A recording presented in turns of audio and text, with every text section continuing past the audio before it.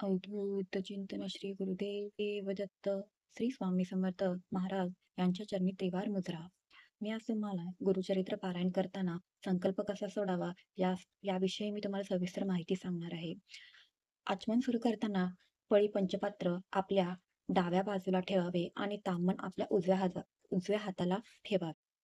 आचमन करताना डाव्या हाताने पळीभर आपल्या उजव्या हातावर पाणी घ्यायचं आहे आणि 3 वेळा ते आचमन करायचं आहे. आचमन करत असताना ओम केशवाय नमः असे म्हणून पाणी प्यावे. नंतर पळीने उजव्या तळहातावर पाणी त्या प्लेटीमध्ये सोडून द्यावे. त्याच्यानंतर दुसरा ओम नारायणाय नमः असे म्हणून पाणी प्यावे. नंतर पळीने उजव्या तळहातावर पाणी घ्यावे. ओम माधवाय नमः असे म्हणून पाणी प्यावे. नंतर पळीने उजव्या तळहातावर पाणी घ्यावे. ओम गोविंदाय नमः असे म्हणून हातातले पाणी ताम्हणात सोडून द्यावे. जसे आता हात जोडून पुढील देवतांना आपण आवाहन करायचं आहे. ओम विष्णवे नमः, ओम मधुसूदनाय नमः, ओम त्रिविक्रमाय नमः, ओम वामनाय नमः, ओम श्रीधराय नमः, ओम ऋषिकेशाय नमः, ओम पद्मनाभाय नमः, ओम दामोदराय नमः, ओम संकर्षणाय नमः, ओम वासुदेवाय नमः, ओम पद्मनाभाय नमः, ओम अनिरुद्धाय नमः, ओम पुरुषोत्तमाय नमः, ओम अदोक्षजाय नमः, ओम नरसिंहाय नमः, अच्युताय नमः, ओम जनार्दनाय नमः, ओम उपेंद्राय नमः, ओम हरे नमः, ओम कृष्णाय नमः. परत पुन्हा आचमन करायचं आहे आणि वरील लिहिलेला मंत्र परत म्हणायचा आहे. तो मी मंत्र परत एकदा तुम्हाला रिपीट करून सांगते. परत सगळ्यांनी हात जोडून बसायचं आहे.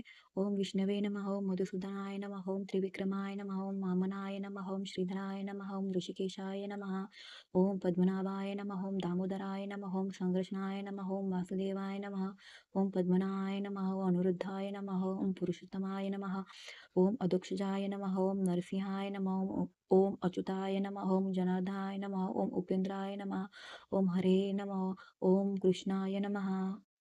आता आपण देवदेवतांना वंदन करून ध्यान करायचं आहे.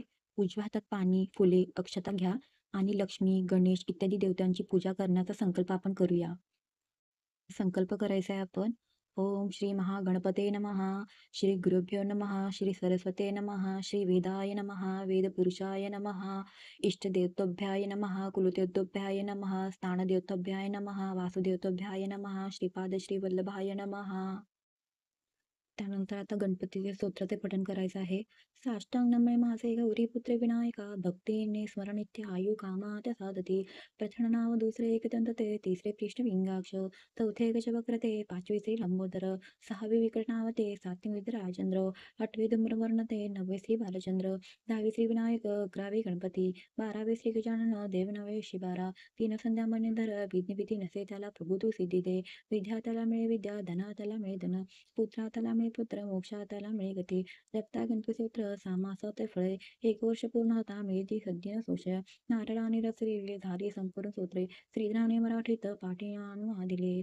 ओम गण गणपती नमः. वक्रतुंड महाकाय सूर्यकोटी समप्रभ, निर्विघ्नं कुरु मे देव, सर्व कार्याशु सर्वदा. आता आपण संकल्प सोडायचा आहे. मग आपले पूर्ण नाव घ्यायचं आहे. गोत्र उच्चारण करायचं आहे. गोत्र माहीत असल्यावर गोत्र माहीत असल्यावर नाव घ्या. गोत्र जर माहीत नसेल तर श्री स्वामी समर्थ यांचे गोत्र आहे कश्यप, हे जरी नाव घेतलं तर चालतं. संकल्प सोडून झाल्यानंतर आपण जी काही पोथी पाठावरती मांडली आहे, तर त्या पोथीला धूप दीप नैवेद्य दाखवायचा आहे. त्याच्यानंतर आसन, कलशपूजा, शंख, घंटी, दीप यांची पूजा करून गुरुचरित्र पोथीचे पारायण सुरू करायचं आहे वाचायला. आणि 7 दिवस पोथीकडे अखंड दिवा लावून ठेवावा.